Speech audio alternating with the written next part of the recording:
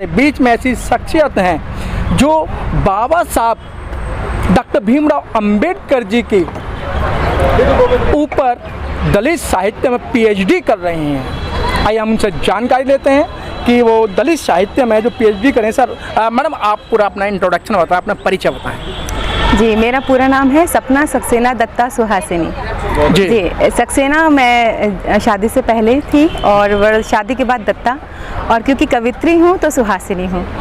सुहासिनी हूँ, सुहासिनी मेरे गुरुजी ने नाम दिया है सुहासिनी। और रही बात दलित साहित्य पर, मैंने भूगोल से वर्ष 1998 में एमए किया था और उस पर पीएचडी प्रारंभ की थी, परंतु कुछ ऐसी स्थितियां रहीं कि नहीं कर पाई। फिर मुझे लगा कि सबसे पहले मेरे डैडी ने ये बोला कि सबसे पहले ज़रूरी है कि तुम अपने पैरों पर खड़ी हो। तो उस समय मैंने रेलवे ज्वाइन किया, फिर पारिवारिक जिम्मेदारियां रहीं, उनको निभाया। आज मेरा बड़ा बेटा 10th में है, छोटा बेटा 4th में है। मेरे सास ससुर जी के साथ मैं रहती हूँ, हमारा एक संयुक्त परिवार है। इसमें मेरा साहित्य के साथ चल रहा था, लेखन चल रहा था, कविताएं चल रही थीं, परंतु मेरा एक डॉक्टरेट करने की जो सपना था वो रह गया था कहीं पे। तो जिसके लिए मेरे ससुर जी ने, मेरे पतिदेव ने फिर से मुझे जागृत किया। हालांकि मेरे पिताजी का सपना था वो आज इस दुनिया में नहीं है, और उनके जब दिवंगत होने पर मैं बहुत आहत हुई थी। तब ये निर्णय लिया गया परिवार की ओर से कि मैं फिर से शुरुआत करूं। तो शुरुआत के लिए मैंने फिर से इग्नू से हिंदी में एमए किया और प्रथम श्रेणी में पास हुई। इसके बाद अब पीएचडी के लिए मैंने ज्वाइन किया।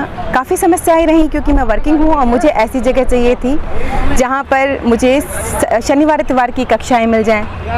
तो ऐसा रहा और वर्तमान में मैं इस पर प्रयासरत हूँ, कर रही हूँ। दलित साहित्य एक ऐसा साहित्य है जो सामान्यतः हमारे विषयों में पढ़ाया नहीं जाता।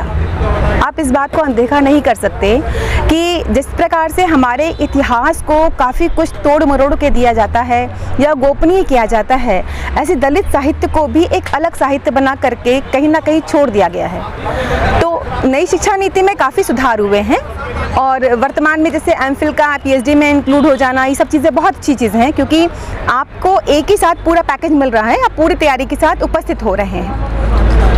अब दलित साहित्य की अगर हम बात करते हैं तो दलित साहित्य को जानना क्यों ज़रूरी है। जब ये बात भीमराव अंबेडकर जी ने भी कही थी, डॉक्टर भीमराव अंबेडकर जी ने ये बात बोला था कि हमारे समाज में ये कुरीतियाँ, ये समस्याएं नहीं थीं, परंतु कुछ आक्रमणकारी आक्रांताओं की वजह से जो दोष आए उनका निवारण करना नितांत आवश्यक है। तो वो निवारण किस प्रकार से होगा? वो निवारण तब होगा जब जन जागृति लाई जाए, सामाजिक, आर्थिक और राजनीतिक विकास किया जाए। वह विकास उन्होंने जो शुरुआत की, प्रारंभ किया, वह प्रारंभ किया आज़ादी के पहले से ही। और हम सब अच्छे से जानते हैं आज की तारीख में कि उस समय स्थितियाँ बहुत बहुत बहुत दयनीय थीं। एक मानव के साथ मानवीय व्यवहार ना होना यह बहुत दुखद था, और ऐसी पीड़ा के साथ जीवन जीना और उस पीड़ा में अपने आप को एक सशक्त रूप से स्थापित करना और राष्ट्र का नाम रोशन करना।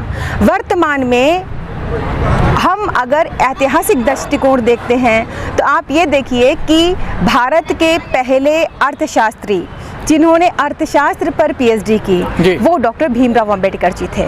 वो उस समय में जब हमारा देश परतंत्र था, मुद्रा का मूल्यन उनका मुख्य विषय था जिस पर उन्होंने कार्य किया था, और फिर उन्होंने काफ़ी समय इस पे काम करते रहे, बहुत सारे शोध पत्र लिखे, डीलिट की उपाधियाँ ली और बहुत सारे कार्य किए दलित साहित्य पर। और दलित साहित्य के संदर्भ में उसके बाद भी आगे भी कार्य होते रहे। चाहे ओम प्रकाश वाल्मीकि जी को पढ़ लीजिए आप, चाहे आप किसी को भी पढ़ लीजिए, आप जितना भी उसको पढ़ेंगे तो आपके अंदर का रोम रोम कांप जाएगा। कितनी दयनीय स्थिति को अगर हम नहीं समझ पाते हैं, हमारे परिवार का एक भाई एक बहन जिसके साथ दुर्व्यवहार हुआ या जिसके साथ कुछ उचित नहीं हुआ, यदि हम उसको अनदेखा करते हैं तो यह हमारा राष्ट्रीय होने के लिए एक गलत संदेश है। अरे मैडम, देखा जाए जिस तरीके से आपने दलित साहित्य पे ही पीएचडी को चुना और जिस जाति विशेष से आप आते हैं तो आपको तो किसी और पे करना चाहिए था। ये प्रेरणा आपको कहाँ से मिली, क्या कहेंगे इसको लेकर? ये प्रेरणा मुझे मेरी माँ से मिली, जी, क्योंकि मैं जब छोटी थी तो मेरी माँ मुझे बचपन में बहुत सारी कहानियाँ सुनाया करती थी। और मेरी माँ प्रिंसिपल रिटायर्ड हैं और वर्तमान में वो काफ़ी बीमार हैं, अब वो उतना अच्छे से बोल नहीं पाती हैं, परंतु उन्होंने मुझे बताया था, उन्होंने मुझे ये भी बताया था कि सपना, हमारे हिंदुत्व को, हिंदू समाज को जीवित रखने में सबसे महत्वपूर्ण हाथ दलितों का है। जिस समय आक्रांताओं ने इतना आक्रमण कर दिया था कि हिंदुत्व नष्ट होने की कगार पर था, उस समय हमारे परिवार के कुछ भाई ऐसे थे जिन्होंने कहा हम अपना धर्म नहीं छोड़ेंगे, हम अपना धर्म नहीं छोड़ेंगे और हम उनके विरुद्ध कार्य करेंगे। तब उन्होंने शूकर पालना प्रारंभ किया। जिस तरीके से आप बात करें दलित और ब्राह्मण की, अगर बात की जाए, छुआछूत की बात की जाए, अगर हम अब से जो है आज़ादी से, मतलब आज़ादी से पहले की अगर बात करें तो इस देश के अंदर जो वर्ण व्यवस्था थी उसके आधार पर शूद्र और ब्राह्मण का कभी मेल नहीं होता था। लेकिन आप एक ब्राह्मण जाति से होने के बावजूद जो है मतलब एक शूद्रों पे एक खोज वाला काम कर रही हैं, ये एक बड़ा सोचने वाला विषय है। ऐसा क्यों है? ऐसा इसलिए है क्योंकि हमें ये बात भी जानना चाहिए कि डॉक्टर भीमराव अंबेडकर को आगे बढ़ाने में सवर्ण का ही हाथ था, है ना? देखिए, हम ये नहीं कह सकते कि एक व्यक्ति ऐसा है तो सब पूरा समाज ऐसा है। हमारे समाज में ऐसे बहुत सारे लोग तब भी थे जो कि इनका विरोध करते थे, परंतु कुछ आप ये बात समझिए कि सामाजिक स्थितियाँ जो ऐसी थी, जिसका प्रभाव था, जिनका एक प्रेशर था, उस दबाव के साथ में वो शायद चाह कर भी बोल नहीं पा रहे थे।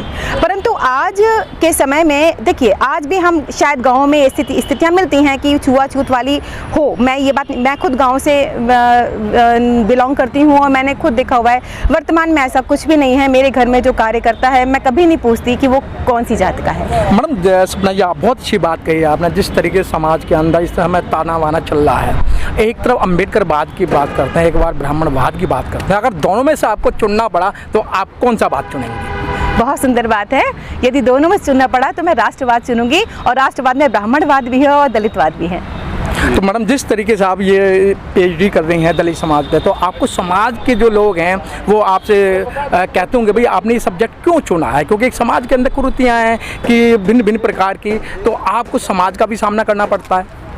जी बिल्कुल, मुझे समाज का भी सामना करना पड़ता है, लेकिन ऐसा नहीं करना पड़ता है। ऐसा मुझे किसी ने कभी कुछ बोला नहीं, क्योंकि मेरा एकदम लक्ष्य निर्धारित है, क्योंकि मैं जानती हूँ कि सभी हिंदू एक हैं।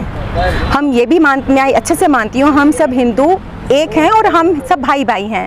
और जब तक हम अपने आप को, क्योंकि देखिए भीमराव अंबेडकर जी ने क्या कहा था, शिक्षा जो है वो शिक्षित बनना बहुत ज़रूरी है, शिक्षित बनना ज़रूरी है, संगठित होना ज़रूरी है। और शिक्षा के संबंध में मेरा भी यह मानना है कि शिक्षा शेरनी का वह दूध है जो पिएगा वो दहाड़ेगा। सपना जी, वही आपने शिक्षा ली तो आप दहाड़ रही हैं, आप किसी के रोकने से भी नहीं रुकते हैं, और आप एक कवित्री भी हैं। जी, आप एक कवित्री भी हैं और एक राष्ट्रीय कवित्री हैं। जब आप पीएचडी कर रही हैं तो पता लगता है। तो मैडम, आपने अभी तक जितनी भी कविताएं पढ़ी हैं या लिखी हैं, तो बाबा साहब के ऊपर अगर आपने कुछ ऐसी कविता लिखी है तो उसकी 4 लाइनें आप एक बार गुनगुनाएं। जी, मैंने एक कविता जस्ट अभी लिखी थी, तो मैं वो पढ़ देती हूँ आपको।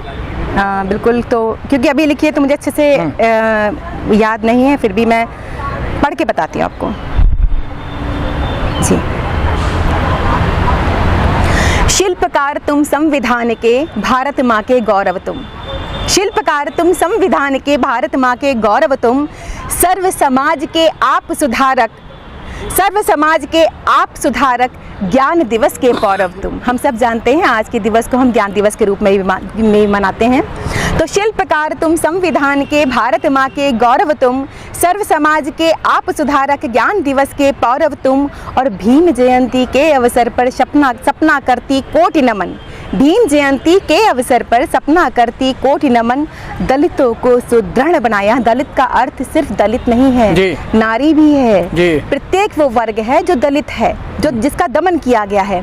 दलितों को सुदृढ़ बनाया, धर्म युगों के पौरव तुम। दलितों को सुदृढ़ बनाया, धर्म युगों के पौरव तुम। जी, अच्छा मैडम, चलते चलते आपको हमारे चैनल के माध्यम से काफ़ी सारे लोग देख रहे हैं, लाखों लोग देख रहे हैं, आपको इंडिया ही नहीं है, आपको विदेश भी देख रहा है। तो आप एक महिला होने के बावजूद इतने, आपने जैसे बताया कि जो शिक्षा वो शेरनी का दूध है, पिएगा वो दहाड़ेगा, आप दहाड़ नहीं हैं। तो उन महिलाओं को आप क्या संदेश देना चाहती हैं जो घरों के अंदर बैठी हैं? मेरा यही संदेश है कि आप शिक्षित बनिए। देखिए, मुझे राष्ट्रपति पुरस्कार मिला, भारतीय रेलवे की पहली महिला हूँ जिसको युवा कार्यक्रम खेल मंत्रालय ने राष्ट्रीय युवा पुरस्कार दिया था। और मेरे वो काम क्या थे, मैं आपको एक छोटा सा झलक बताऊंगी तो आपको समझ में आ जाएगा। बहुत छोटी थी मैं, ये 10वीं की बात है। जब मैं 10वीं में मैंने अपने एक बार में बोर्ड क्रॉस किया, ये बहुत बड़ी बात हुआ करती थी, 1994 की बात है शायद, जब 10वीं कक्षा को एक बार में बोर्ड तोड़ देना, वो भी छोटी जगह में, रोज़ा जैसी जगह से थी, बहुत छोटी जगह जहाँ से महिलाओं का बाहर निकलना भी ज़्यादा अच्छा नहीं माना जाता था। रोज़ा जलालपुर या कौन सी जगह? जी बिल्कुल, शाहजहाँपुर में जो रोज़ा आता है, ये वहाँ की बात कर रही हूँ मैं। शाहजहाँपुर, शहीदों की भूमि शाहजहाँपुर की बात कर रही हूँ मैं, उत्तर प्रदेश में। तो ऐसी स्थिति में जब वहाँ पर मैं चाहती थी कुछ करूँ, समाज सेवा के लिए मैं स्काउट गाइड में लगी हुई थी, मेरे मम्मी डैडी दोनों ही मेरे साथ जुड़े हुए थे। तो ऐसे में मेरी माँ ने कहा, तुम कुछ करना ही चाहती हो सपना, तो एक काम करो, तुम अभी किस कक्षा में हो? मैंने कहा मैं 11th में आई हूँ। कहते ठीक है, तुम 5 10वीं की लड़कियों को पढ़ाओ, लेकिन शर्त यह है उनसे तुम ट्यूशन फीस नहीं लोगी जी। उनसे एक विचार लोगी, उनसे एक वादा लोगी। वो वादा ये होगा कि वो अपने से एक कक्षा नीचे 5 लड़कियों को पढ़ाएंगी। और आप मानेंगे उस समय में पूरे रोज़ा में हाई स्कूल फेल लड़के मिल जाते थे, लड़कियां नहीं मिलती थी।